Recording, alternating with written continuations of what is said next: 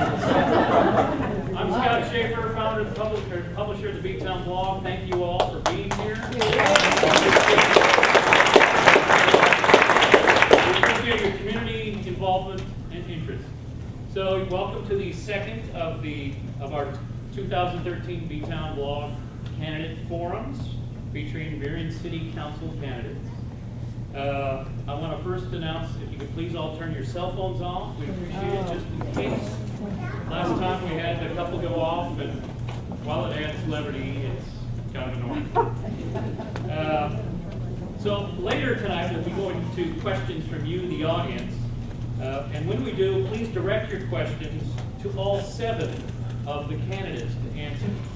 Keep your question in the form of a question, like this is Jeopardy. And if your topic has already been covered by the time the mic or your turn comes up, we don't have any microphones, so you'll have to stand up and yell from your seat. But we will pick you out when it gets time to that. So when it's your turn, please cover a new and different topic. Don't go over something somebody has already asked. So we also have tonight, if I could borrow your purple card. This is the purple card option. Each candidate has a purple card. And what that allows them to do is basically hold it up twice during tonight's forum, and they can then get called on by our moderator, and they can cover, they're allowed another 20 seconds to add or follow up on their own answer or another candidate's answer. So you can hold a purple card up if you're a candidate, not an audience member, and basically challenge somebody else or respond to something they said. And each candidate has that option twice tonight. So it does not apply to the opening statement or closing. And then also, our moderator tonight is Andrew Walsh. He's a host of Cairo Radio. Let's hear it from him. Coming out here, Andrew. Of course. Andrew is a host at Cairo, Seattle CBS News station. Prior to his on-air work, he spent a decade producing public radio news programs in New Hampshire, Seattle, and Ohio. His show airs Monday through Friday from 7 p.m. to 10 p.m. on Cairo 97.3 FM. And if you're wondering, why is he not on the air now? He'll tell you why. It's called The John Curley Show with Andrew Walsh. And Andrew's we have something new tonight. He's gonna have the option to do a lightning round where he can ask a quick 20-second question of any of the candidates at his discretion. So take it away, Andrew. Thank you again. All right, thank you very much. Thanks everybody for coming out tonight, and thanks to the folks at the B-Town blog for putting this on. This is a great opportunity, and of course, thanks to all the candidates for coming out tonight. I want to introduce you to our esteemed panelists. To my left here, we have Jack Main. If you don't know Jack has been a daily and weekly newspaper editor for 4 decades, spending the last 4 years as a contributor to various newspapers and news blogs, including the B-Town blog and the Waterland blog. He's a former bureau chief for the Associated Press, a city editor at the Seattle Post-Intelligencer, and the Arizona Republic newspaper in Phoenix. Jack, you once interviewed Nelson Mandela in person, I'm told, and you actually remember what a typewriter is. I'm hoping that later on you can explain it to me in all detail. And to his left is Dr. Arun Javari, my apologies. Arun is the first mayor of the city of Burien, serving in that office for over 5 years. He's an author, a physicist, and a mechanical engineer. He earned his doctorate in educational leadership from Seattle University, and early on worked for Boeing on the development of the 727, the 737, and the 747. He's the recipient of the, get this, the 2012 Association of Energy Engineers Regional Renewable Energy Innovator Award. I was also up for that. You beat me by that much. I understand that you stay in shape by swimming almost every day. Thank you for coming out. So we'll introduce you to the candidates very, very briefly, and during their opening statements, they can let you know better who they are. Running for council position number 3, starting from your left, we have Joan McGilton, Andrea H. Reay, Robert L. Richmond, and Debi Wagner. Running for council position number 5, we have Rose Clark and Nancy Tosta. And running for position number 7 to my right, Steve Armstrong. And we should mention that Mr. Armstrong's schedule did not allow him to be here last week for last week's forum, in which his 2 opponents, Joey Martinez and Chuck Rangel, were here. So we're glad you could make it here tonight. Thanks so much. So we should begin here. And Jack, you won the coin toss, which means you have the first question. Candidates and members of the council, Burien City Council. Don't we get opening statements? Oh, let's start with some opening statements. Mark, you only told me that 100 times. 101 would have done it. So let's again start from your left with Joan, if you'd like to give your opening statements. Thank you. I was wondering what was going on. My 25 years of professional engineering background involved managing million-dollar contracts that stayed on time and on budget. I am happy to report Burien is not going broke. During the recent economic downturn, the city of Burien did not eliminate staff positions or delay community projects. During my involvement in various regional environmental projects, I've worked with local, state, and federal agencies and many contacts to bring millions of dollars to Burien. My work with the Corps of Engineers resulted in Seahurst Park being a primary marine restoration project, the largest in Puget Sound. During my 12 years on the Burien City Council, including 6 years as mayor, I helped develop input to keep bus service in Burien and put environmental stormwater controls in the Northeast Planning Area. As the founding president of the Environmental Science Center in the park, I helped create and implement science programs for Burien kids. The one-room schoolhouse in Seahurst Park also serves many King County residents and students. I am proud of my community activism in Burien and hope to continue my role on Burien City Council. Great, thank you very much. And Scott, I can't remember if you said this before, but I'll reiterate it just in case. So the time limit is a minute 15 seconds for all questions, right? Correct. Okay. Andrea? Hi, thank you all so much for being here tonight. I am Andrea Reay, and I'm here to ask for your vote for Burien City Council position number 3. It has been an honor to serve you these past few years on the Arts Commission, where I'm constantly looking for creative solutions to the problems in our city. I am the leader who knows it's more important to listen, ask questions, and learn than it is to point fingers, blame, and dictate. I am a mother of 2 young kids, a Burien homeowner, and a graduate of the University of Washington.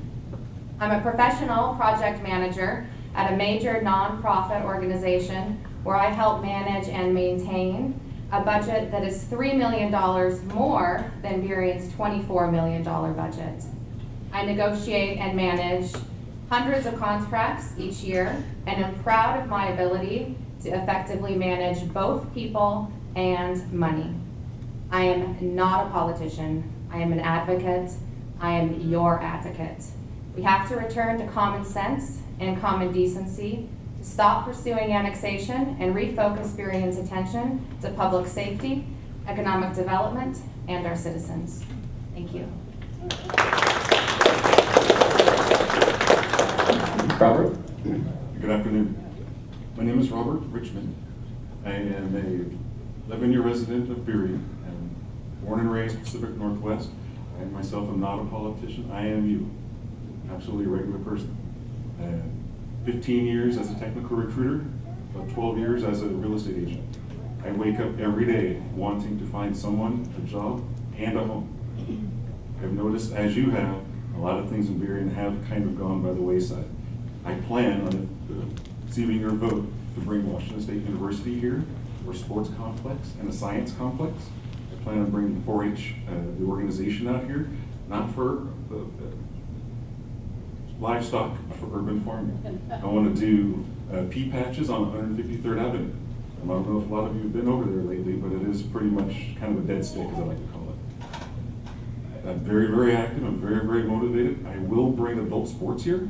I know a lot of you are active, as I am, in softball. And why go to Renton or Des Moines or SeaTac? Why not just play ball here? I have a very strong plan. A lot of you have read it.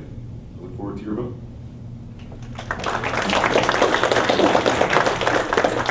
Thanks, and Debbie. Hi, I'm Debbie Wagner, and I'm running for City Council for position number 3. I suppose you already know that. I believe it's time to reform Burien City government to make it accountable, transparent, and responsive to citizens. Citizens need to be heard, and this isn't happening with the current council majority. Public safety needs to be a top priority, along with jump-starting our local economy. Burien's businesses need to be revitalized, and new ones need to be recruited.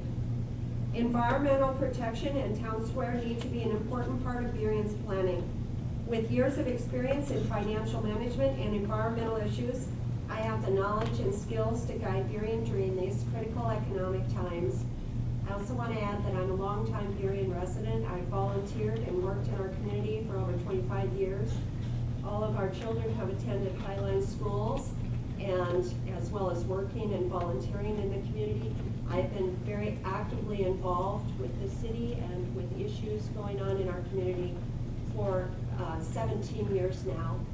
One of the last times I sat at this table was being the president of the case group for 2 years. So, and we all banded together then and fought the third runway, and so here we are again.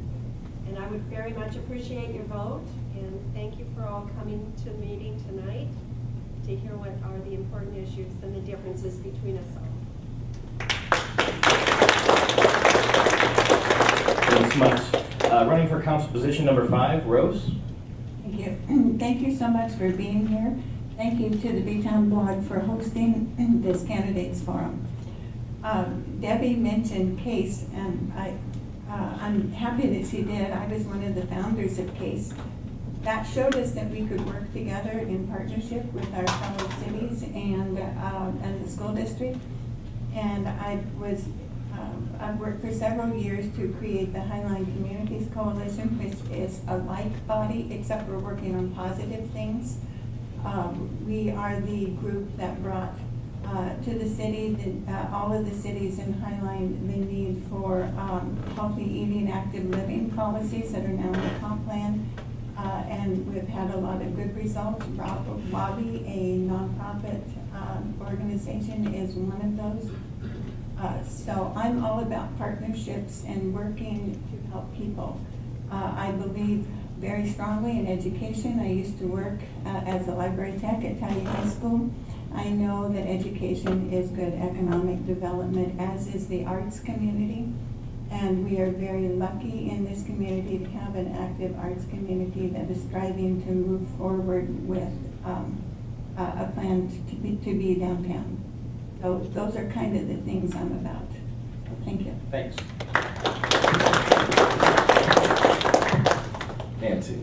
Thanks very much.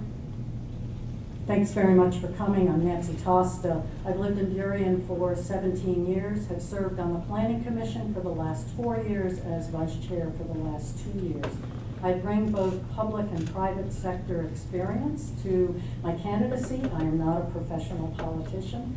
I currently own a small business that works on environmental health, economic, energy topics. I've owned that for 10 years. And prior to that, for 20 years, I worked in state, federal, and regional governments.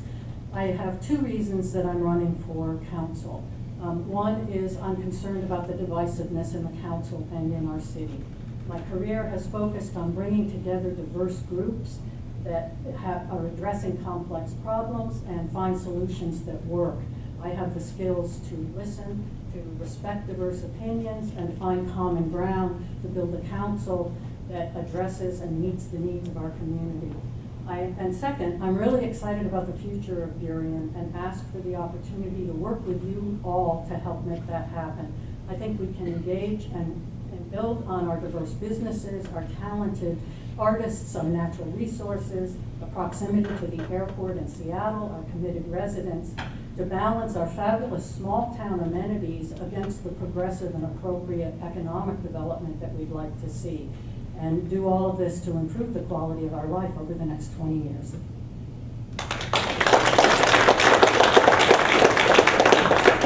running for council position number 7 is Steve. Hello, my name is Steve Armstrong. I've lived in Burien for most of my 21 years. I attended Shorewood Elementary, Cascade Junior High, and Evergreen High School, and the University of Washington. My children also attended local schools. I've worked for Wagner for 32 years, specializing in contracts, procurement, and finance. And I'm running for city council because I believe it's time for a change and that I can help move Burien into a healthy and prosperous future. We need leaders who can work together, compromise, and build consensus. Burien suffered under a majority council with lost touch with its citizens. Annexation and wars are examples of this. We need leaders with ideas and vision, leaders who listen to the people. Together we can create a better form of government, a government that's a friend of the people, works for the people, is accessible, responsible, accountable, and transparent. Thank you.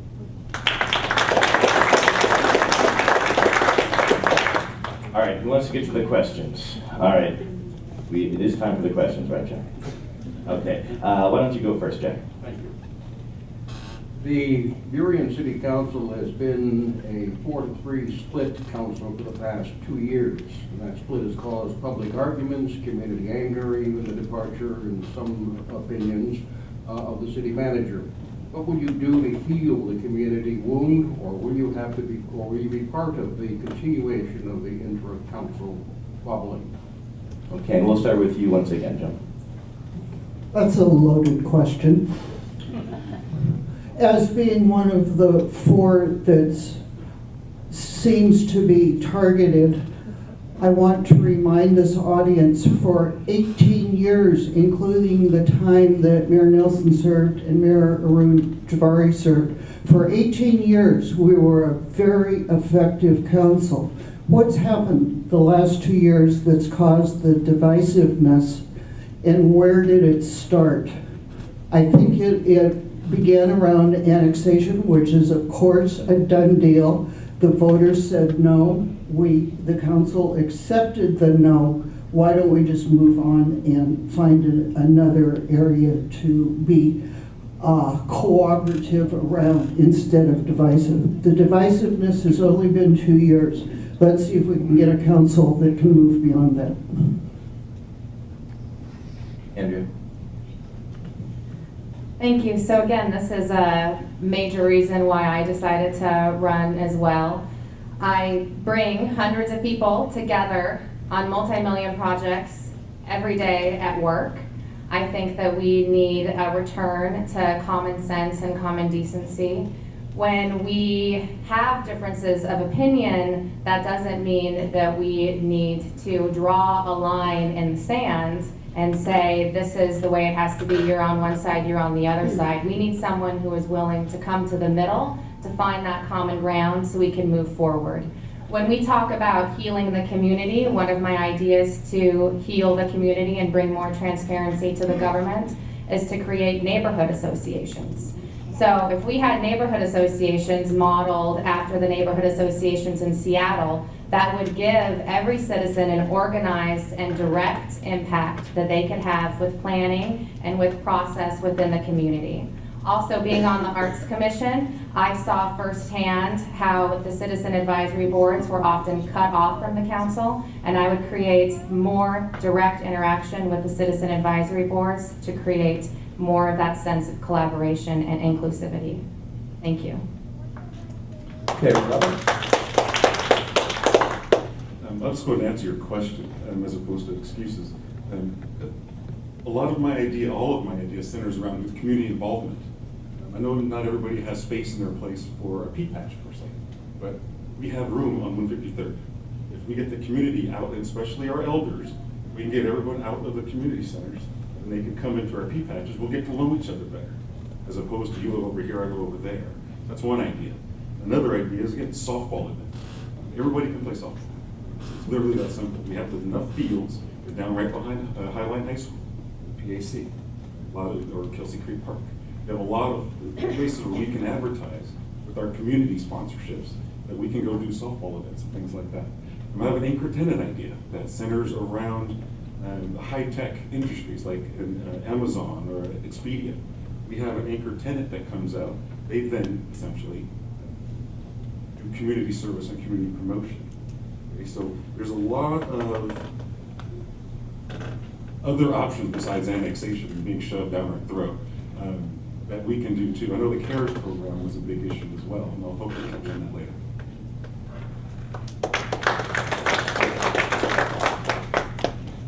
Okay, Debbie. The divisiveness that's been going on with the council is based on some of the decisions that are being made on specific issues. And some of the council members felt that they were moving forward with these issues as a directive of the people and the community. There were the other side that felt that the people in the community weren't represented in these decisions. And I can cite annexation as a great example. There were a number of citizens who asked the council many times for an advisory vote from Burien citizens to see whether or not the council should be moving forward on that issue. And was that the best representation of the citizens of Burien, or was it really focusing more on somebody else, some other community? And whether it would actually benefit the citizens of Burien to annex the area was a question that me and a number of other people kept posing of the council. So the divisiveness that went on was between the issues of the three that were opposed to it for various reasons, and valid in my mind, big financial reasons, performance issues with King County, with Jack, and a number of other good reasons. The other four continued to move forward on those. So I know at one point a facilitator was brought in to help mediate some of these issues, and it can't be resolved because they are philosophical. The basis of these issues are philosophical. In the future, though, we need to respect the voice of the citizens of Burien. We need to listen to what the people are saying and react to what they want, not move forward on something that doesn't seem to be in the best interests of our community here as number one. Thank you. Thank you. I would like to point out that we are 20 years old, and in that time, every council that we have had has built on the vision that was established under the original council where Arun and Sally sat. And we have worked steadily to improve Burien. The last 2 years has been a really rough 2 years for all of us to help kind of bring us together. I have been working with Councilmember Krakowiak. We have been on opposite sides of a lot of issues. I had reached out to her, she has reached back, and that partnership that we developed there helped turn the council to a new developer on Town Square. It helped move the council to purchase a school district property so we can build a stormwater facility that will attract commercial development in Mira. So it is possible to reach across the aisle, but you have, and the aisle here is just perceived majority and minority, but you have to have a willing person to reach back.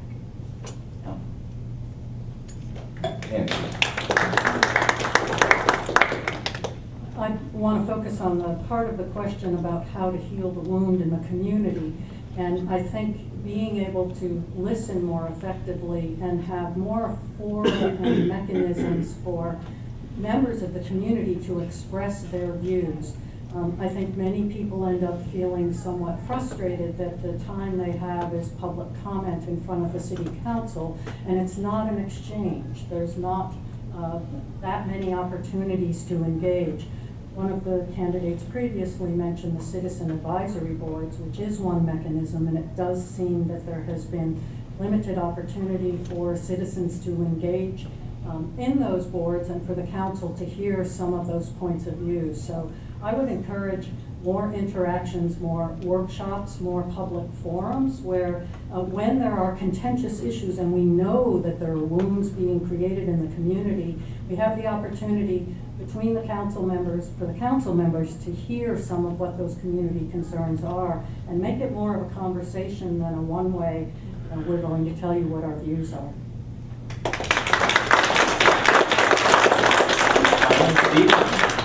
Thank you. One of the reasons I'm running is because of the annexation issue, which I could not understand why it was even happening when all around us we heard the voices of the city of Burien saying no, that it wasn't something they wanted, and even White Center responded to that. I've worked at Boeing for 32 years negotiating contracts. One of the things we learned way back when was get as much as you can. Just, beat the heck out of it and do the best you can. That doesn't work. What we got to do is we've got to work together, we've got to build consensus, we've got a team, and we've got to create partnerships with the community, with the council, with government, with business. We've got to make things work, and we've got to get to a win-win. Lots of times the compromises nobody's completely happy with, but at the end of the day, it's something we can live with. We've just got to keep on working together and creating a transparent, honest path forward. And I think that's something we can easily do with people that are willing to reach across the aisle.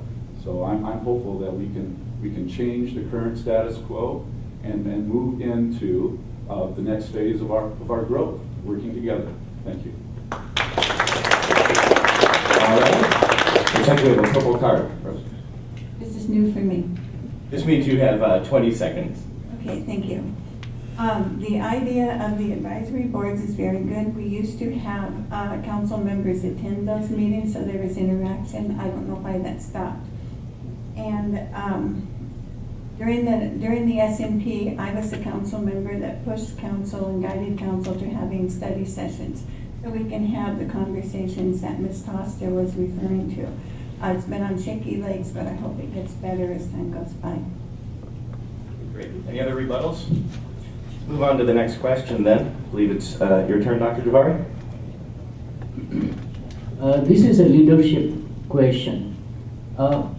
Before I ask the question, I want to briefly state that my short definition of a leader is a VIP, very important person, but V stands for vision, I for integrity, and P for passion.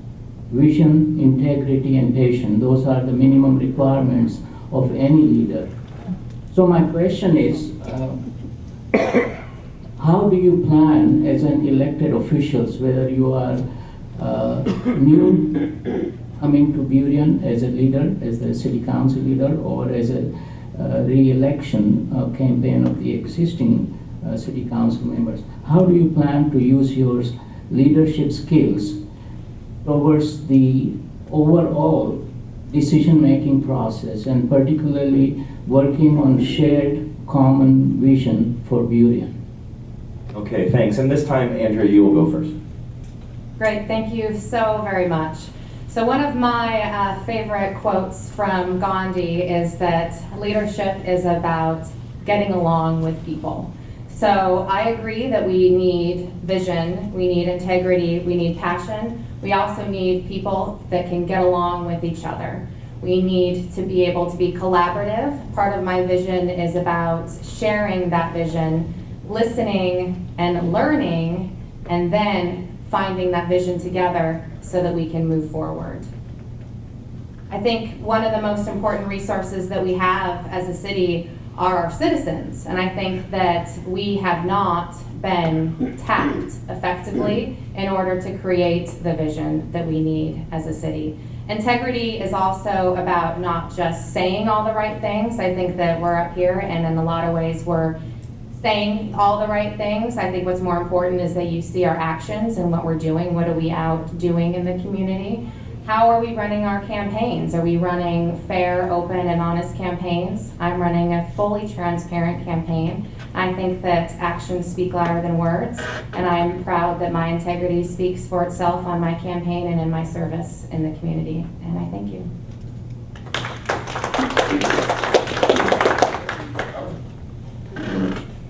So to start with vision, I think I'm the only one up here who's actually said what we really like to do with the city. I know we've heard a lot of folks go with some complaining, and this is what we try to do, and this is what we're trying to do. But my vision's clear. Future education for our kids is what's important. We can get a good educational facility. I don't know how many of you went to Wazoo or not, but they are a good school. We could have our kids go to school here, from grade school to college, to a satellite campus here. 4-H is a very good organization. I've been in 4-H back in the 80s. I do believe I was the first African American to represent the state of Washington in the 4-H convention in DC. I know how to bring people together. I've been a softball coach for about 10 years now.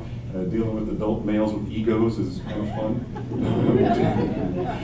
I took a softball team that was good and made it to at least second place. We didn't win the championship, but we were at South Park League again. We could have done it here in Berrien, but unfortunately, we don't have at least an organization, or at least a want to then have communities organization with sports like that. So passion, I hope you can see it here, because I really would love your vote so we can get this place moving.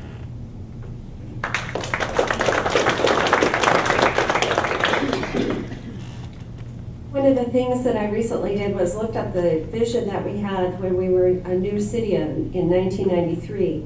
And the first line on this vision says that we are a friendly community with well-established neighborhoods and a small town atmosphere. And that was one of the things that I had said in my voter statement, that I really was hoping that we could become a friendly, welcoming community again, so that when people come before the council with issues, that they don't feel like they're being denied the opportunity to have their voices heard or have their issues understood.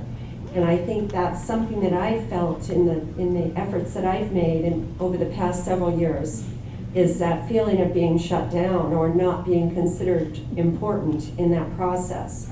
So a friendly, welcoming environment, I think, would be a really great change to our vision that everybody should have of how Berrien should be, which was what was incorporated into the original vision. A passion for our community and wanting to see everybody work together and get along is a very admirable goal that we should strive toward. And as long as we have common goals and we're working toward the same things of being the best that we can be as a city, I think that will bring us together and keep us all working for that common goal. And integrity, of course, we all expect that everyone would have integrity and not be using anything for personal gain, but to be giving of yourselves to serve in the city. My family's grown now, and I have the time that it takes to give back to my community, and I'm happy and willing and ready to put all the passion I have into serving our community. Thank you.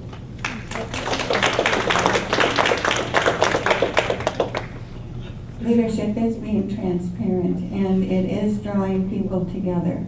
And I have spent my whole life here in Berrien and doing that very thing from the very early days when my children were in elementary school, clear through the airport, the Port of Seattle, saying we're going to build a runway in your community and you're not even going to notice it.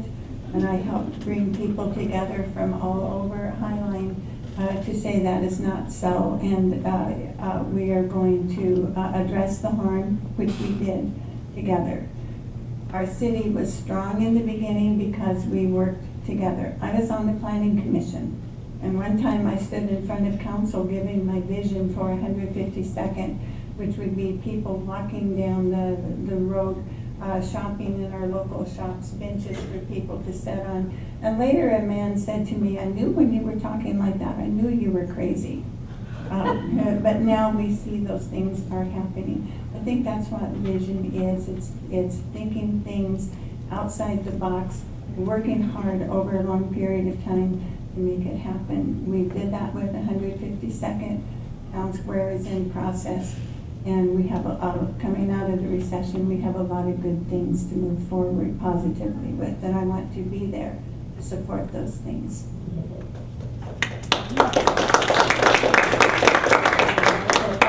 Arun, I agree with the definition of vision, or of leadership being vision, integrity, and passion. But for me, part of this is thinking about, so what do leaders do? And I think they empower others to bring out their talents, to engage in ways that perhaps they didn't think they could, and providing them with opportunities to excel at what they are capable of doing. So all of you who are here, thinking about how you can engage in the community with the talents, one of the things I've been learning as I've watched people, talk to people in my candidacy, is understanding the skills and the talent and the knowledge that exists in this community and trying to figure out how we bring out more of it to the benefit of the community, creating opportunities for people to engage in different ways. So I think leadership is about empowering others to bring the best of their skills to bear on some of our community challenges. And Nancy, I'd like to steal that last comment, what you just said, because can I borrow that? Yeah. Actually, no, I totally agree. Being a leader is empowerment. Followers are not really followers; they're leaders too. But we have to grow them, and we have to capture that talent, because a leader by themselves is what? The vision part, more engagement with the community, hearing voices, listening to voices, and acting upon the voices. Another thing I heard here was a friendly council. I would really, I've been to a few meetings, and sometimes it just seems a little rough. It doesn't seem, I mean, it's not supposed to be a party, but it should be a little more fun, should be more interaction. Let me see, as far as the integrity, openness, honesty, responsibility, that's, to me, that's huge. And let me see, the passion, I like what Debbie said. I'm at a point in my life now, my kids are older. This is something that I wanted to do for a while. It's perfect. I believe in Berrien. It's still a strong city. There's a few things that we can fix, and it won't be that difficult, but we're moving in the right direction. So, thank you. I've been a community activist in Berrien since 1993. I was part of the community that put the Lake Berrien Arch forward, as well as a skateboard park. Mayor Nelson was involved in that process, and we're very proud of it. One thing I want to remind this audience, this is the vision that was created 3 years ago. Yes, there was a vision in 1993. We updated it through an extensive community process. I want to talk about my leadership skills. I was mayor for 6 years with a highly performing, highly effective council. That has to demonstrate that I was chosen by my fellow council members to bring consensus and collaboration, and we worked very effectively for the 6 years that I was mayor. I've been regional committee chairs for regional transit, King County Solid Waste Advisory Committee, and I'm the policy chair for the Green Duwamish Watershed Inventory Area. I have always been in a leadership role, and I'm very proud of everything I've done. Thank you. Okay, thank you all. The next question, and then Robert, it's your turn to answer first. I just broke the microphone. The council just recently extended the contract for CARES 4 years and added money to the contract. How do you view this decision, and would you have done the same thing? It was a terrible decision, and I would not have done the same thing. I believe that, I know that the incumbent is more on that side of it, actually walked out of the meeting. Maybe this is what the whole dysfunctional council thing is about. I'm an outsider. I have read about this issue, and I've talked to important folks about this issue. I would have not done it. Now, I know there's a lot of folks that have said, well, it's going to cost $300 and some odd thousand if we were to go to King County or do whatever. But at the current pace that they're on, we'll be there anyway. This program's been around for 2 years. 2 years now. Now we're about to give them another $50,000 a year. It's another 100, so we're already in at 240. Why not just go ahead and go with King County and then get new funds here so then we can be a self-sustained city again? I'd much prefer us have it be run by Berrien, personally. And I know that it was said in the blog that there was an incident with a citizen in Des Moines' animal that was shot. I'm the biggest animal fan, period, but that's still no reason to not do ourselves a favor and just do it ourselves. I mean, why are we contracting out CARES, and why are we contracting out our Strawberry Festival? Why are we contracting out all the services for the city? Because we're not doing it ourselves. And that's what I want to change. I want to change the contracting mentality and get it into City of Berrien mentality. I believe we can do that.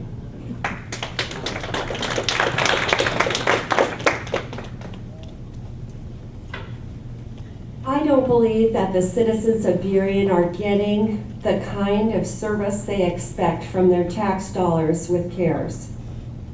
I think that the people of Burien want real animal control with real animal control officers who are trained, who are able to take care of serious animal complaints and issues that might arise in our city. We do not have a trained animal control officer, not yet. I believe that they may be going through training at some point, but now that we've spent a couple $100,000 on CARES to get it up and going, there are still a number of issues that need to be taken care of before it would be considered a valid pet adoption agency, and still a number of other very expensive items before it could be considered a real animal control agency. King County's contract that we had, we did not go into negotiations to get the good deal that other surrounding cities were able to partake of. $124,000 for SeaTac, which had about the same size population at that same time that we had. So we could have been paying a lot less. We walked out of negotiations with King County and went with our own startup, makeshift, inadequate CARES program. And that's something that I would not have voted for additional funding.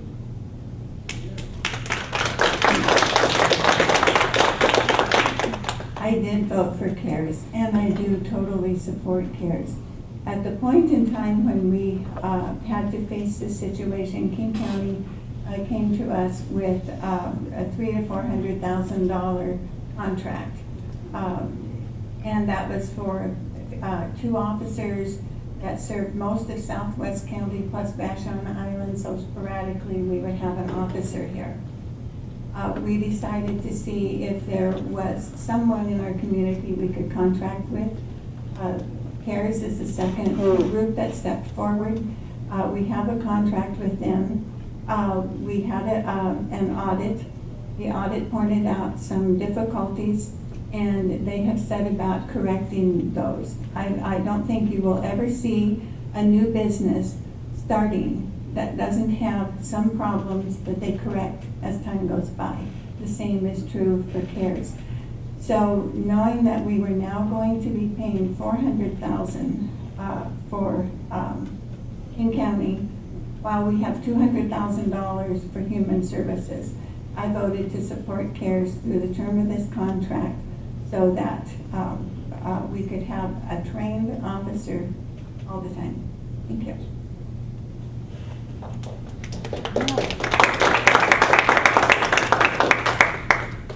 I respect the city for trying innovative solutions to problems that are costing the city money. So I respect that there was an attempt to look at an alternative to the King County contract that was being offered to us.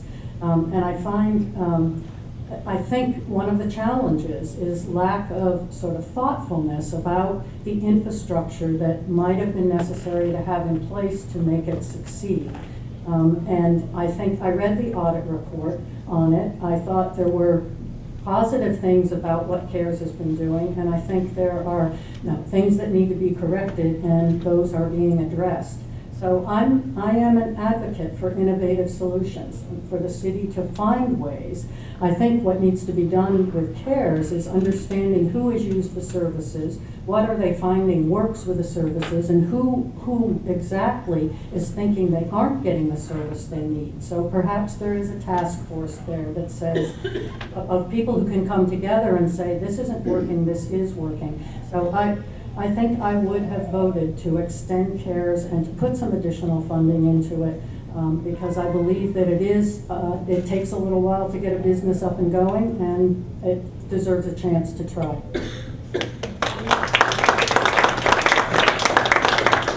Thank you. Yeah, probably one of the most passionate subjects. I visited CARES here a while back and met with volunteers, and I was impressed. And you really have to appreciate the fact that people are volunteering to help out and put their own time and effort into it. That being said, there is a money savings that we are experiencing, which is well and good. I agree with Nancy that there seems to be a little bit of a disconnect as far as, there's a lot of people that aren't happy, there's some people that are. Let's try to figure out what the service is providing and how we can improve it. Because, in the end, do we really want to see these people fail? I don't. There's always little hiccups along the way. But if this plan can succeed, it's a good model program that we can be proud of. That being said, when the contract does come up, I would want to go out on the street and get quotes and see if we could negotiate a deal or a better package. But I think for the most part, we need to figure out what the problems are and can we help and make it work.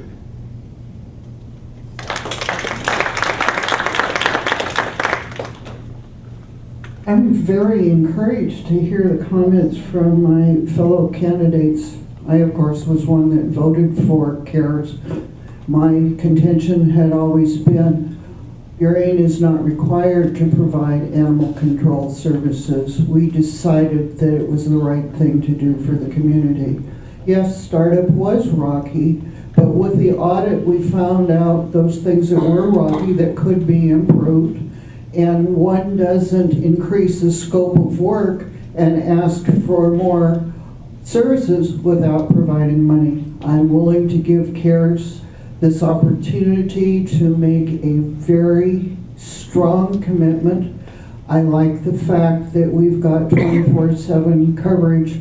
One of my neighbors just recently died. CARES was there at 10 o'clock at night because I heard 5 cats and a dog in pretty deplorable conditions. CARES was there at 10 o'clock at night to provide access for those animals. So CARES is on the ground in the community doing what they need to do. And the reason why they were there is the sheriff, of course, being the one who attended the scene, called CARES. So they are providing the community service that we truly need as citizens.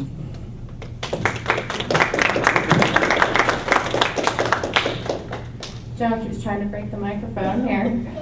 Just before it attacks. So we need professional animal control. And this is the City of Burien budget, and we cut budget for police services. And I have a hard time advocating for an increase for animal services when we cut the police budget. I think that we need to think outside the litter box and not just go with that it has to be CARES or it has to be regional animal control. Again, I think that we can be innovative again and we can find creative solutions to the practical problems that we have as a city when we engage the city, when we engage the citizens, when we listen, when we ask questions, and when we learn. That's what I want to do on the council, and I would create a task force to try and solve this very problem. We need professional animal control, and we need professional animal control that we can afford. And it's a commitment that I make to you because that is what you have told me that you want, and I believe in listening to the voice of the people. Thank you. And Joan, I see you have several purple cards up on this one. Joan, you first. We did not cut police services. Police services is 57% of the general fund, which is very high for our community. So it isn't that we cut police services to take care of animals, and I just want to ensure that the budget is acknowledged as to what it truly says. And I saw another purple card somewhere. I'm hearing that we're spending a lot of money without making any money. Does this CARES program actually do anything for Burien as far as bringing in funds? I don't think so. We're pretty much giving them 50 grand, and now we're going to do it, and we're going to not do it again in another 2-3 years, where we're going to actually go into the market and then put it out there as a bid process. I'm not sure how this process was handled in the first place. Most likely it was handled on a very partisan divide, and where not a lot of us got to hear and express what we thought about it. So that's kind of my little rebuttal to that. I'd like to make sure that whoever's on the council in a couple of years is not just going to flush money down the toilet to try to get a startup. I didn't know we were in the startup business myself. Thanks. Should we get there? Anybody else have any purple cards they wanted to invoke? Okay, so with the approval of the people who are running this show, this would be the lightning round, but since there are so many candidates, I'd like to go with just one more question for Dr. Javari. This question fits in quite well with the last discussion on budgets. One of the important responsibilities of all the elected officials in Burien and everywhere else is the working on annual operating budget as well as CIP, Capital Improvements Project, which is long-term budget. So my question to each of the candidates is, please give a specific example, one or two, depending on the time, of what you plan to do once you are elected or re-elected to the council for the 2014 annual budget and 2014 CIP budget. And Debbie, it's your turn to go first.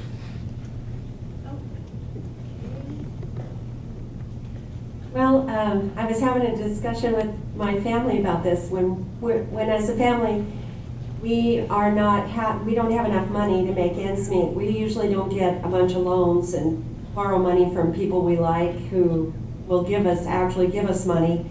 We usually cut down on our spending.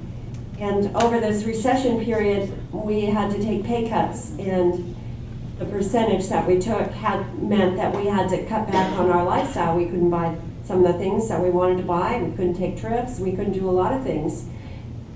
As that period went by, I noticed that a lot of government agencies and bodies were giving themselves pay increases and still operating in a lot of ways like we weren't in a terrible recession. So as our income went down, our taxes continued to go up. Our property tax increased quite a bit, and I noticed that prices of goods and services increased to help business account for the recession. So I think part of being a person who works on the budget at a city level would look at it much the way that a family would, of where can things be cut, what can be put off, and of course this is in a way that recognizes that the reserve fund has been dipped into by the city, and knowing that there may not be a lot of reserves left, we have to save and be careful, and there are a lot of service needs and infrastructure needs in the city that need attention. Those things are going to have to be a priority along with public safety. The rest of things may have to wait. They might have to wait longer than what people expect, depending on what happens with the economy and property values, which translate into revenues increasing for the city, for the budget in the long term. Thank you.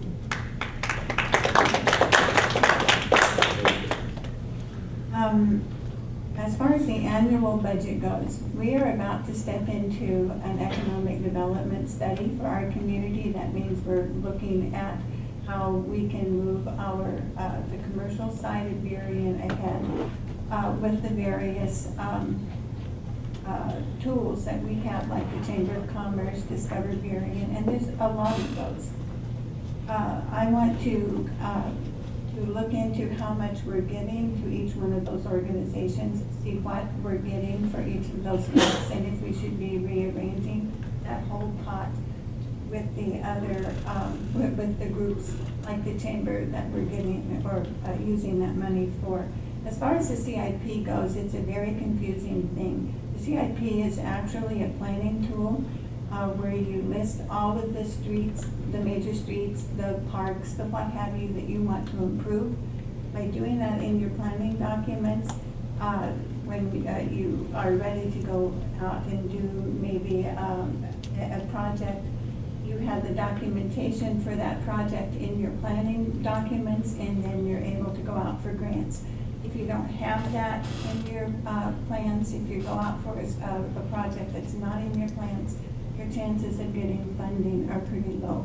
So while we do have a CIP budget, we also have these CIP projects that confuse the heck out of everybody because they think we've got millions and millions and millions that we're not able to spend, and that's not the case for the planning document. I do think we need to look at how we can increase revenues. The decline in property taxes over the last economic decline over the last few years, and then the empty storefronts in Burien are a big issue because the sales tax revenue that we don't get from having that economic development hurts our overall budget. So I think the economic development strategy that my opponent alluded to is a really important document to try to think about that revenue side. On the expenditure side, I know there are issues that the community is concerned about. Safety is one of those, and as Joan said, there is about 57% of the general fund, something on the order of $23 million, is now spent on police services. And I think that's something we need to continue to figure out how to make wise investments, whether that's in block watch, whether that's in sidewalks, whether that's in components of the things that we can do in the community that will contribute to the safety of the community in a variety of ways. And then one other topic that I know is concern to many citizens is stormwater runoff. So figuring out how we deal with the infrastructure to address that environmental concern, I think, is really important. So one common theme is the economic development, which is vital to Burien. As far as budget, my thoughts are that first of all, you have to have good planning, and you have to make sound decisions in creating that budget with a lot of input from the various stakeholders. Knowing fixed costs and managing the variable costs. One thing that I'm just going to kind of throw in here is that I have not heard that we've had the City of Burien's had an annual, or not annual, monthly budget status meetings or anything like that. I think we had the first one here a while back, which kind of surprised me because one of the things in managing, of course, our budgets and the city's budget is continual vigil and monitoring. So I would think that we need monthly meetings as far as the status of the budget. There's a lot of tools we can use to make sure that the budget is not going sideways. Earned value management, milestones, progress payments, and such. Basically, the bottom line is there shouldn't be any surprises. And one of the thoughts here was the reserve, dipping in the reserve. I don't know if that's necessarily a really bad thing because it probably is a lot better than looking at any sort of tax considerations. But for the most part, a good sound planning and community input with budget and where those dollars goes are essential to performing to a budget and health and welfare.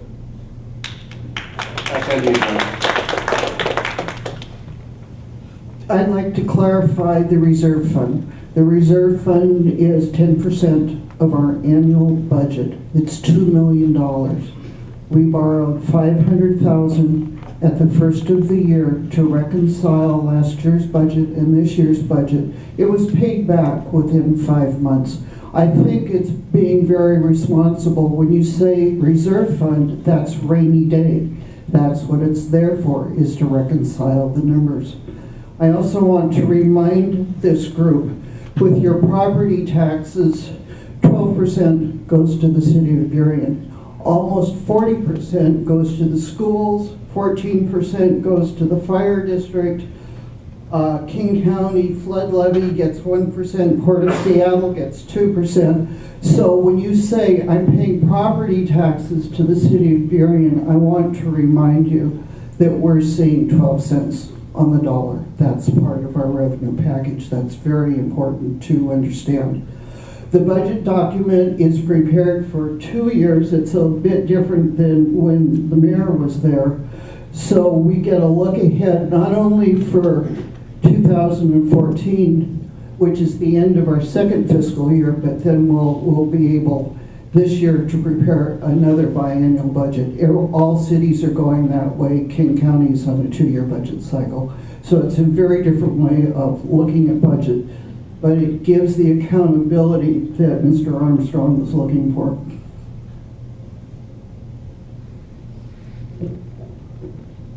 Thank you. So again, I'm responsible for the fiscal health of a major nonprofit organization that has an operating budget that is $3 million more than the city of Burien. So again, I am quite comfortable looking at a spreadsheet and looking at numbers, and that's why I think looking at the budget is, again, one of the most important things we can do because it is the blueprint for our city. If we can be creative with the budget, then we can do more to maximize every dollar. Again, we need to look for ways to increase revenue.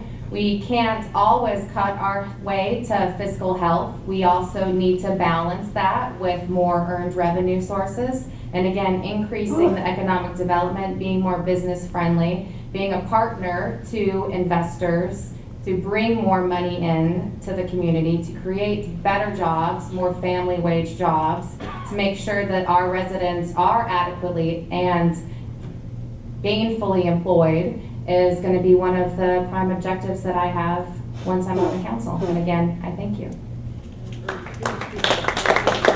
I do. I like the budget. The budget is good. The budget is the blueprint. That's very compelling from my opponent. Thank you. One answer, anchor tenant. And when they bring an anchor tenant, again, along the lines of Expedia, Netscape, F5 Networks, corporate headquarters, if you would. And where would we do this? On 153rd Avenue. And I appreciate how a couple of the incumbents have said that the CIP budget is the visionary of where we're going. I think they forgot 153rd, because I don't know, like I said, you've been there lately, it's pretty desolate. I love the town square idea because they did the "you build it, they will come" theory. And I'm in real estate, so I've seen that building sit vacant since 2008. I'm sure you all have too. I do believe it's probably just now about 40%, maybe 50% full, maybe 50% full. Talking about a building that's been sitting there, draining funds from the county, from the city. And God bless them, they sold it for $2.75 million. I mean, a little low, but I don't, what they plan on doing with that piece of property, again, if they build it, they will come. I think we've done that once before, and it didn't work. So I want to bring an anchor tenant that's going to bring high-paying jobs here from my technical recruiting background. They pay very well, very, very well. And with our training of our kids to be able to take over these jobs during a high school, let's say it's an internship at high school. Why wait until they're out of school? They're a freshman in high school at Evergreen or at Kennedy. They can come right across the street, get an education basically for free. There's kind of the sit there and shut up and listen kind of thing, while developers teaching them new skills. So if we can get our kids and get ourselves down a path of education, they'll be ready for the jobs of tomorrow, which, as we all know, are computer-oriented, software-oriented jobs. Thanks. All right, well, now is a good time to hear what you guys have on your mind. And I believe we have a volunteer with a microphone floating around. If that's true, could you make yourself shown? We don't have the handheld, so okay. When Andrew calls on you, just belt it out. Okay, belt it out. All right, let's go with the gentleman in the mustache. I'd like to hear from each one of the candidates what their views are on elected mayor. And Rose, I believe it's your turn to go first, and you wanted to hear, the question was, what are your views on elected mayor? I do not know enough about elected mayor to say I am for or against it. What I was against was the process that was started at council one night where a council member dropped it on the table in the middle of or right towards the end of a meeting for a vote to put it on the ballot when we did not have a full council present. To do something like that, you want full council discussion, full council interaction. You want that in a study session where the people in the audience and on TV can hear the pros and cons. So I'm willing to have that discussion in that format and hear from the people, hear a report on exactly what all it entails. But to just do it willy-nilly with one night's work, I would never support that. So I think the distinction is between having a mayor and a council and a city manager. And the elected mayor model tends to occur in communities that have 2,500 or fewer people or more than 250,000 people. And I think the reason for that at the high end is certainly sort of the political environment, and at the low end, it tends to be that those cities don't necessarily need professional guidance. And the one thing about having a city manager that is an asset is you have a professional who knows how to run the organization. It's not a political position. They know how to actually manage the city staff. I think the challenge that we have faced here in Burien has been lack of clear criteria for evaluating the city manager and understanding how to evaluate his performance. As we saw in the council, the divisiveness in the evaluation they did for our current city manager, some of them at the very high end, some at the very low end.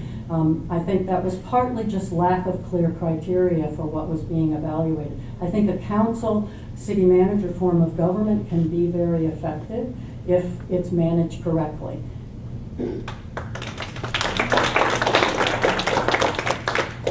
And once again, I agree with Nancy. Actually, I think what we needed to do with either he's still our city manager or soon to not be our city manager, but somehow things seem to have, we weren't able to manage that relationship very well. And I'm not sure if it's because we felt we didn't have to because he was doing a good job. But you know, as one of the voices in the community, I seen that there was a little bit of arrogance, and that I didn't feel that I was being looked out for, that things were just kind of running by themselves and taking off in directions that I didn't like. So I would certainly look at the mayor side of things, but I think with a good city manager and folks that on the council and in the community, if we were able to make sure that he was doing his job and listening to the voices, that it would work out. Again, Nancy mentioned the grading that was done here recently. It was quite decisive or divisive, and again, it kind of leads to the fact that more management needs to be done to ensure that our best interests are being taken care of.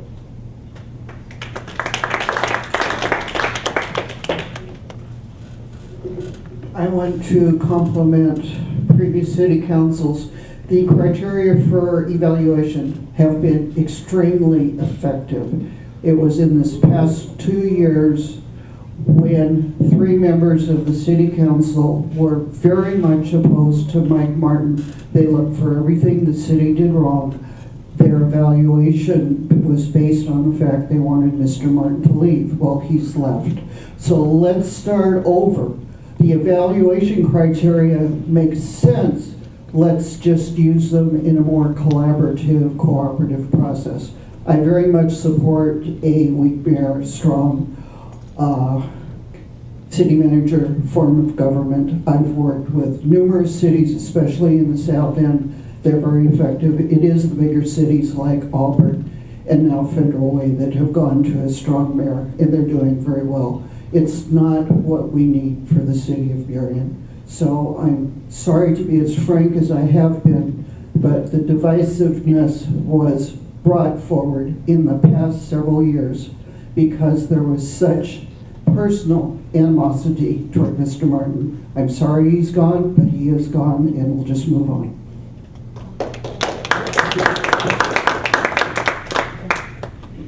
So we need leaders who will honor the power of the government where it belongs, and that's with the people. So whatever form of government we decide, whether that's a strong mayor government or the council-led government, I think it's important to remember that this is the organizational chart of Burien, and I know you probably all can't see it because it's really far away, but here at the top, this is where we are, the Burien residents. Underneath the Burien residents, council members, underneath the council members, city manager. I think part of the problems that were occurring before with Mr. Martin were that it would appear that the city manager stepped to the top of this list. And I think that it's really important that we remember that whatever form of government we decide, and whether that ends up being the strong form of mayor government like you suggest or not, that the power always resides with the people, and that the leadership always knows that it's the voice of the people that matters the most.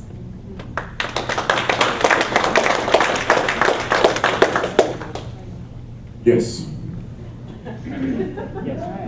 Personally, I believe if you look at the way the council is going right now, You have a council that chooses a mayor that then appoints the city manager guy. Cronyism, just only one word. How do you have balanced government when your city manager is not really, I mean, he's really doing the bidding of the council? So that's why you got the big head thinking he can do everything, because he's appointed by the council essentially. So who's gonna slap his hand and tell him no? Nobody. Because he's appointed by the council. So we have a mayor system again that is again appointed by the city council. So everybody's being appointed by this one big body. And to answer your question, yes. I believe we should have somebody step forward to say, here's where I want to see the city go. Then we elect that person, he or she. Then we fill in our city council positions as appropriate. And then we go down the road as a city. And I'm not here to tell you what we are going to do and what we can't do and what's right for us. I'm just giving you ideas. I'm going to play that role. So to answer your question, frankly, yes. I think we should have an elected mayor system.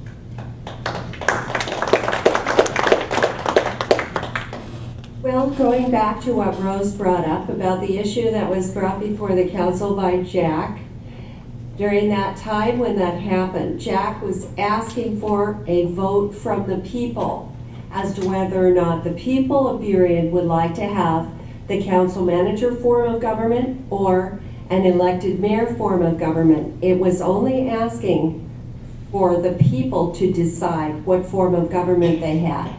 That was the meeting that Rose and Jerry walked out of because they didn't want that to go on to a vote of the people.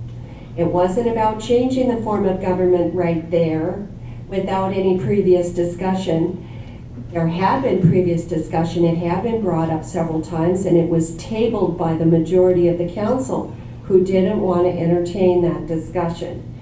This is part of the difference between me and maybe the candidates, is that I've been involved in this. After that came the proposition to develop the wards. That was a retaliation or a reaction, I should say, to wanting to move forward with a elected mayor vote of the people type of government, a choice for the people in Burien to decide. So the wards was a retaliation to that. That's, some of my opponents may not have been involved with the city during this period of time. That's part of the divisiveness too on the council that we talked about when there was a majority where it was going to go one way, which the four always get their way. But when it was going to go the other way, the only option they had was to walk out of the meeting, which is not a appropriate way to manage a city. Thank you. Moving to the second purple paragraph. Yes, this is it. So I am the one that walked out of the meeting, and there is a reason for that. Since the council, since we have been a city, the council has had a process for dealing with issues brought up by the people or brought up by other council members. And that is always talk about it once, put it on an agenda, have it, talk about it again, involve the public, and just deciding on the spur of the moment that we want to vote right now on putting something on a future agenda, vote right now to vote on putting something before the people to vote on without any knowledge of what they're voting on is something this council has never done. Thanks. Did anybody else have any more rebuttals, or we'll take one more question from the audience? I'm going to say one thing that I should have mentioned before as well. Since we are running a little bit short on time, I'd like to say this final question, let's not go back to anything that we've already discussed. So if anybody wants to follow up, put your hands down. Otherwise, we'll go from the woman in the purple scarf in the back. Thank you. Thank you. I want to get totally away from politics and about something else. Louder. I'm a 60-year resident of Burien, and I want to know from these nice people here what role, if any, that you think that many arts organizations in Burien should play in the revitalization of our city. Okay, I'll repeat the question. She wants to know what role arts organizations should play in the revitalization of the city. And Rose, it's your turn to go first. No, it's. Oh, I'm sorry about that. My check marks are off. I'm sorry. happy to do it. No, not at all. Nancy, and my apologies. I think the arts organizations in the city should play a major role in revitalization of the city. There was a fascinating meeting a couple of weeks ago that was looking at sort of bringing some of the arts organizations together with economic development forces to think about how do you consider maybe the development of a performing arts center that would be a way to offer many capacity for many different kinds of arts that would also provide willingness to invest on the part of businesses who saw that there was a community, an arts community. There's a bit of competition among many of the arts organizations now, or maybe that's too strong, but perhaps lack of collaboration that could be fostered, I think, in a much more constructive way. So I think the arts are one of the components for Burien. When I think about a vibrant Burien community, I see the arts playing a major role in that. So.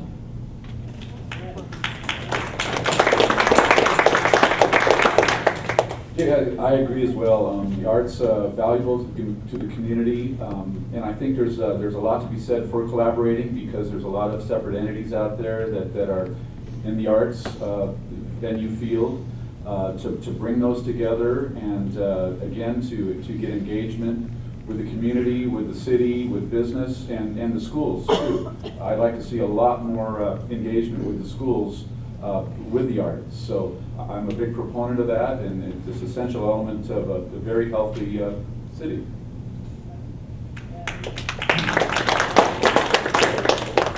I want to personally acknowledge Barbara Reamer and her husband for what they have done for Burien Arts for, what, 40 years?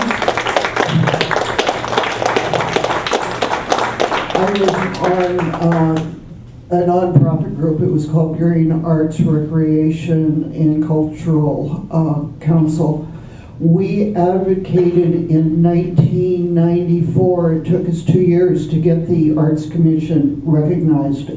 The Arts Commission has been a very effective part of our city. They do amazing things. They don't even ask the council if they can do it. They just go ahead. The art walks that we had for years, Barbara was extremely involved. I've been a strong proponent not only of arts, but of parks. My mission is to improve the quality of life in Burien so that business finds this an attractive place to bring their businesses, and also for people to want to move to Burien. So thank you, Barbara, for everything you do and for asking the question.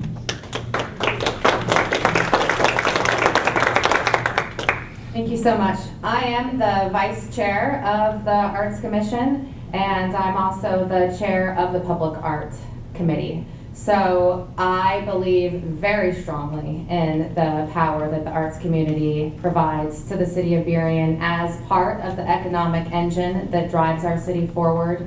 $1 spent on the arts brings in $4 back. I know Burien Little Theater have been doing their own studies. That study comes from the Washington State Arts Alliance, where for every $1 spent in Burien, $7 comes back in the studies that Burien Little Theater has been doing. So again, this is more than just creating a nice place to live, an attractive place to live, although I think that is very important as well in creating a community sense of identity and place and creating community pride and civic engagement. This is also goes back to creating the money, increasing the revenue that we need to provide the services that we need to provide to all the citizens, to providing public safety, which again, everyone says is the #1 priority that we have.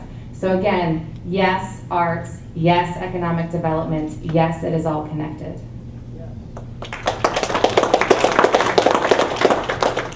It's a great question. I'd like to expand it. Arts just isn't easel and paper. It is community involvement. It used to be, when I first moved here, a sports-oriented type art. We had kids things, we had adults, sports, and we don't have any of that anymore. And incumbent mentioned she takes care of the parks. Well, there's nobody on the parks right now. We don't have any place where our kids can go and hang out and just throw the ball around.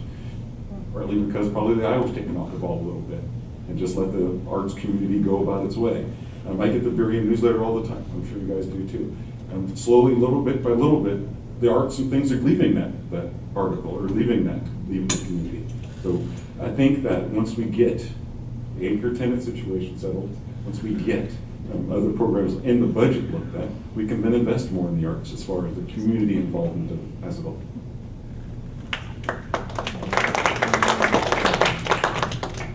Well, the arts are very important to me.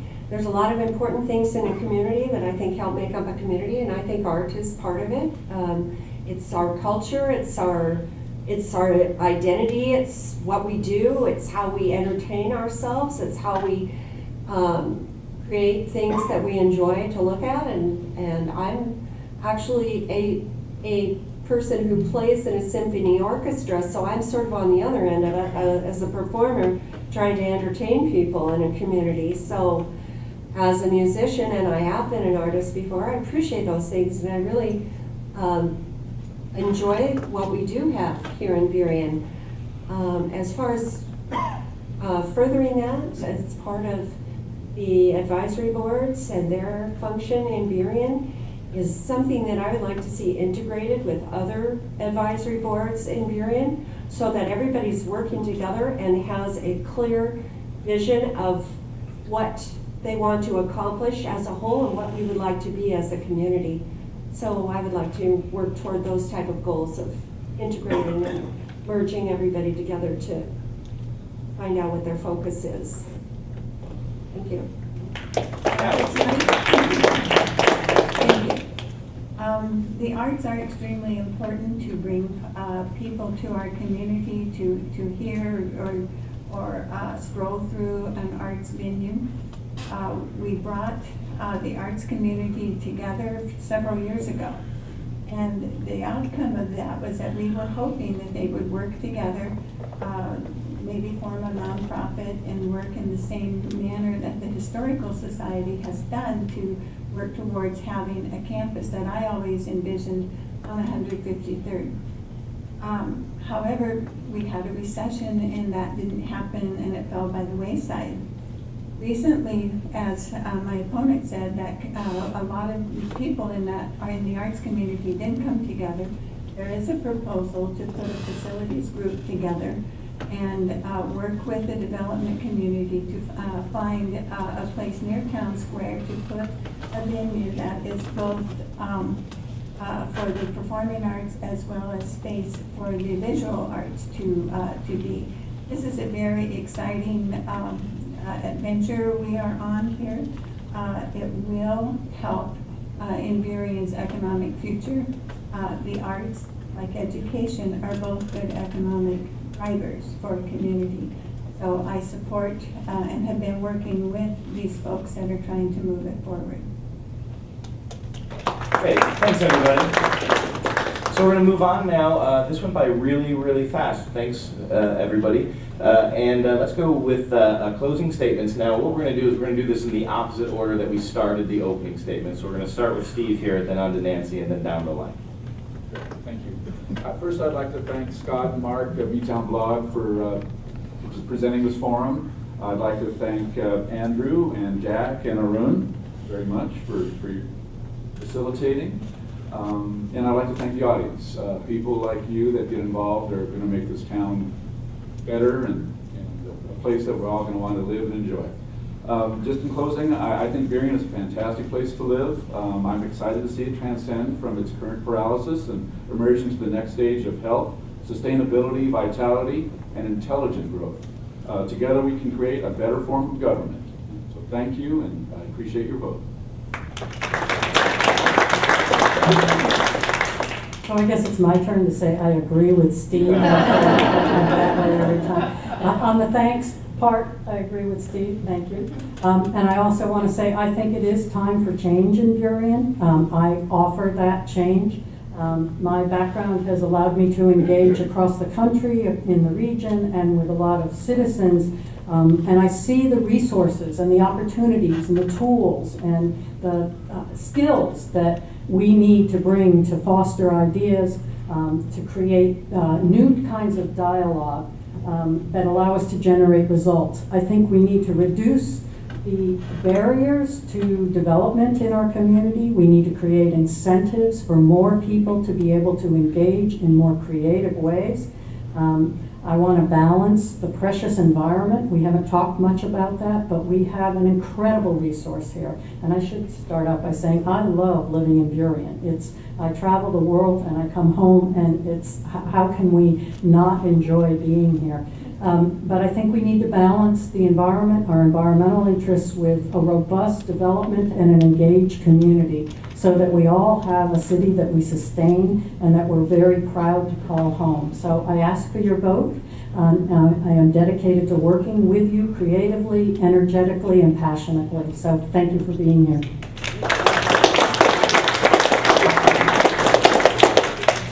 Thank you very much. I too really enjoy this community. I know many, many people from my 40 years of service here in various capacities. I think Burien has a very bright future ahead of it. We're coming out of the recession. We have projects on the table that will begin soon with a new project in Seahurst Park, with the town square, the second phase, starting probably in towards the end of 2014.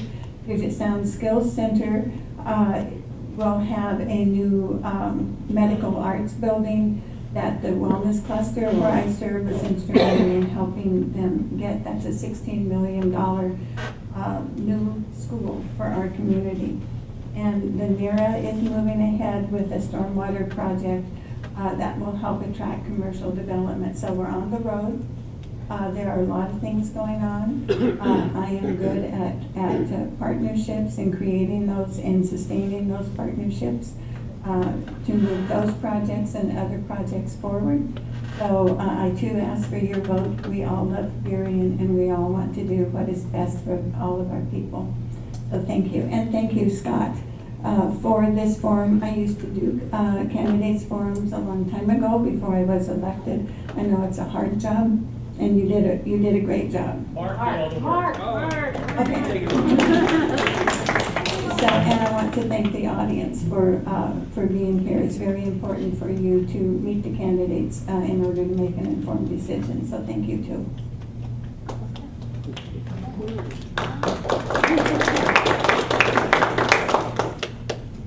Just in closing, I'd like to say that I have been working hard to fight for people and our voice before the council for many years. My husband and I love living here. We've lived here most of our adult lives.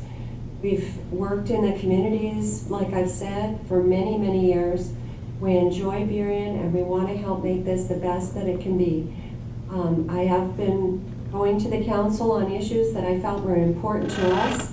I didn't feel that our voices were being heard in the way that I thought they should be.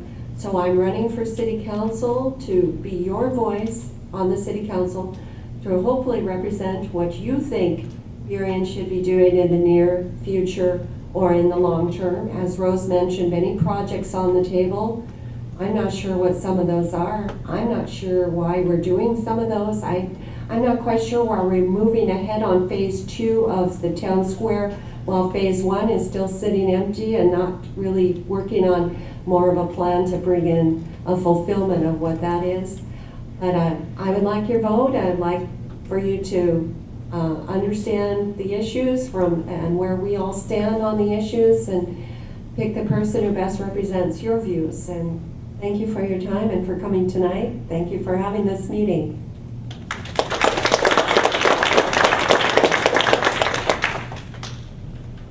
Dysfunction. We've heard that a lot today. A lot of it's not our fault. It's up until the last couple of years that we were doing great. It's somebody else's fault. You're not going to get that with me. You're going to get open door policy 100%. 100% open door policy. It's time for new blood. I think we all realize that. We don't really quite know where we're going. We have an idea or a plan, but nobody's actually seen it or know what it is. I have an idea. Wazoo, 4-H, anchor tenant. Very simple. Again, the town square thing, it's a cute idea. If you build it, they'll come. You know, we tried that once. That was an idea. The incumbents were on that council and they made that vote. and they can't run from that. They're going to try it again. Just give it another shot. Know that they'll come. It's not going to work. My idea will work. It will bring in revenue for the city, so we don't have to worry about what the budget is and what it looks like. Sure, some things will have to go away. Some things that aren't making the city money, that we're spending money on, throwing it down, my mother said, good money after bad. We've all heard that before. We're not going to do that when I'm on the council. We're going to be bringing in revenue. We're going to focus on projects that have revenue behind them. We'll put them on the internet. We'll put them out there so that it's for public consumption. Definitely make it so that we're not doing anything, we're not getting up out of meetings because we don't like somebody. We're not going to do that anymore.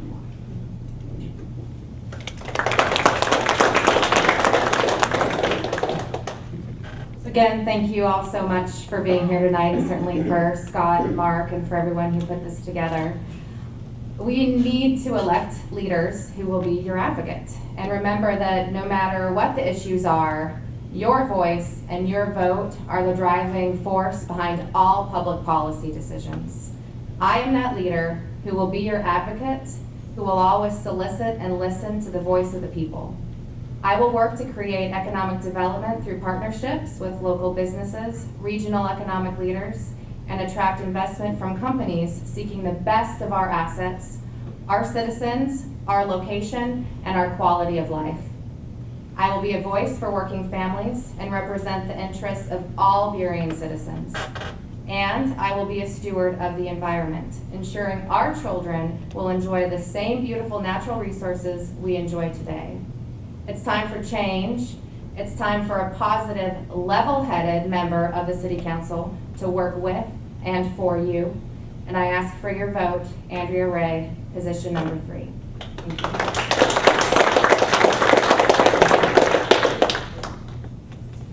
I want to thank Mayor Arun for talking about passion.